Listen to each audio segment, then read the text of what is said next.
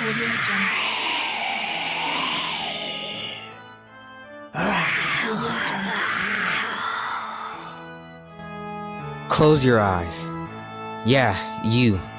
Close your eyes and imagine reading a couple of words from a book, maybe a couple of sentences, and being taken somewhere far but yet familiar, being transported and meeting a character that was similar to you, someone who you could relate to, someone who was familiar but yet different, someone who was maybe equally as lost as you, or maybe an outcast to society, someone who was maybe smart, someone who's maybe not as smart, someone who you could relate to. A character made of words, but that felt very, very real. A character that felt pain just like you. For me, that character has always been Vladimir Todd in the Chronicles of Vladimir Todd.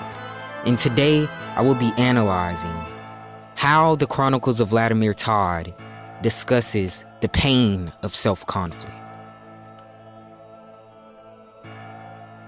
After all, the worst pain in the world goes beyond physical. The Chronicles of Vladimir Todd really tells a simple story of a high school boy.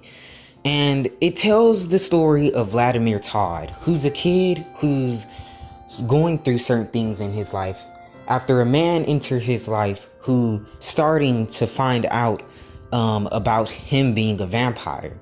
Little do he know this man is actually his uncle. Now, before then, he not only deals with the stress of trying to keep his vampirism a secret from his very smart teacher, who he doesn't know already knows his secret, but he also deals with the trouble of his best friend, Josh, going to summer camp and becoming a vampire killer. Now, not only is he fearing his life, but he's also fearing the protection of his secret. Now, I like the way that Heather Brewer uses the basic premise of vampirism in a young boy, but also uses it to really use some metaphorical situations. She's also good at conveying emotion so well in the series that when she describes a singular event in something that takes place or what happens, an action, reaction event, it's very, very, very vivid to where you can sort of feel the emotion that Vlad's feel, which makes him even more relatable because you can sort of feel what he feels. Now, not only does he have to deal with all these bumps in the road as a normal kid, but being part human and part vampire is what causes the main internal conflict, which is the conflict of social / self-conflict. He doesn't know who he is. He doesn't know who he wants to be. But at the same time, he doesn't know what he can be and cannot be. He has to follow the strict laws of the vampire code. But at the same time, he has to blend in at the same time. He got to keep it a secret. But he tells people. And those few people that he did tell are no longer considered normal people. He can only tell a limited amount of people. And those two people that he did tell his secret are now considered his slave or his drudge, according to vampire code, even though he's friends with those people. It complicates his life, but it adds a deep layer. And I feel like to a certain extent, some people could relate. People who deal with being part of two ethnicities or two different communities, or someone with mixed culture in general, have to deal with staying true to their culture and also other cultures.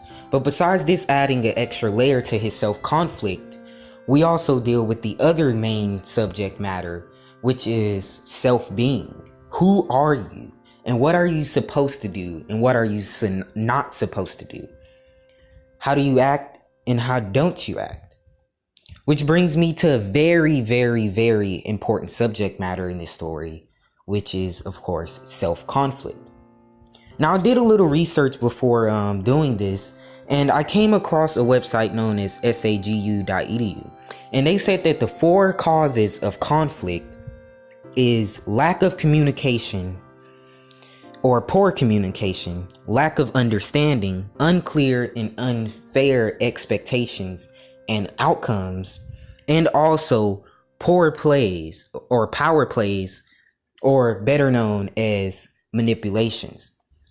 So how can Vlad relate to these? And not only does his main problem of self-being and also being 2 different things, human and vampire, complicated, but ultimately that question of being turns directly into self-conflict. But also these other things add on to the extra layers.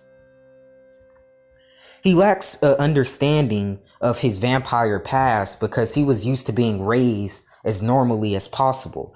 Despite his aunt being like a nurse and giving him blood all his life, he pretty much really didn't know much about his parents since they died in a building burning. Not only that, but he also lacks a basic understanding of vampire history, what not to do. So when his uncle Otis comes into town, who's over 300 years old, it sparks this not interest, but he sort of gives him more and more knowledge that he has to feed off of. Now, not only does this cause him to have a lack in understanding, but also his father had a shady past. It's against the law to date or marry a human. It's against the vampire law. Thus, his dad was considered a criminal. And now he has to deal with not only his dad past, but having a half human, half vampire child is completely illegal. So Vlad was sort of destined to bad luck sort of since he was born. Now another part is poor communication. And due to Vlad being very antisocial into himself and having a very few amount of friends, he's very antisocial and doesn't really have too many friends. Which of course causes where the side of a lack of communication comes in, which means he misinterprets things. Not only that, but he has a vampire urge, which is the urge to feed on people with specific blood types. And when he's talking to certain girls or whatever with specific blood types, it's hard to, because if he opens his mouth, he's going to reveal his fangs. I feel like this is, of course, him having an urge, but it can also be used as a metaphor for anxiety. Not only that, but his urge in the way that he has to cover himself from sunlight and also you wear a hoodie all the time can really be a metaphor for isolation, depression. These are all things that are very relatable, even though they're using fake things such as fangs and vampire urges, because they're very real. And at the time of me reading this, and even now, even a little bit more, they're very relatable. Another thing is unclear/unfair expectations and outcomes. He sort of doesn't have this, but I feel like he has this to a certain extent, because the unfair outcome is that he expects to live a normal life. He was raised that way. He wants to, even though he knows deep inside he'll never be normal, which causes self-conflict. The unfair outcomes of him being born, him existing, the unfair outcomes causes more self-conflict. And last, we have, of course, power plays/manipulations. Now, the best point in the story is when we're introduced to Diablo, which is an ex-friend and ex-member. He's a member of the Vampire Council and also an ex-friend of Vlad's dad, who was also part of the Vampire Council, like way back in, I think, the late 1800s or whatever. And he knows his dad, but Diablo was also very jealous of his dad, so he manipulates Vlad to sort of get payback because he's stronger than Vlad. He has the full blood, and Vlad is just discovering some of these powers as the series go on. and he becomes 18. Not only that, but he also has to deal with various threats that Diablo gives him, because ultimately his dad is a criminal and the council is after Vlad. And Diablo being a high member of the council, Vlad is sort of like constantly getting antagonized by not only slayers but the council, because his very existence is against the law.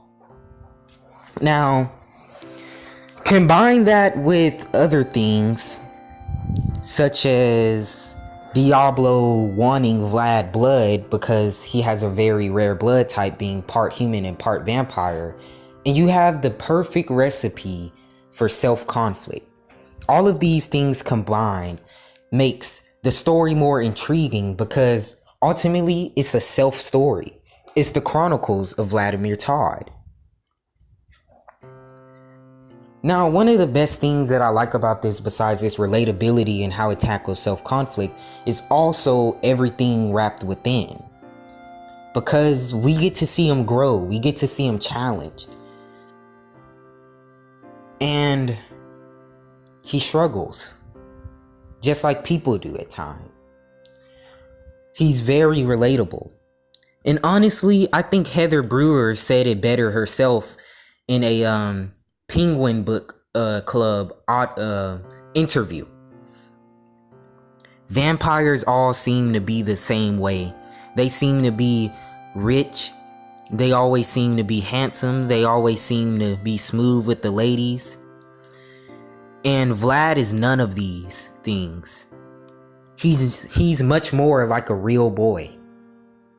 And Heather Brewer said it perfectly. Vlad isn't just a vampire kid. In a way, he's just that, a real boy who struggles with himself. So thanks for watching today's video. Until next time.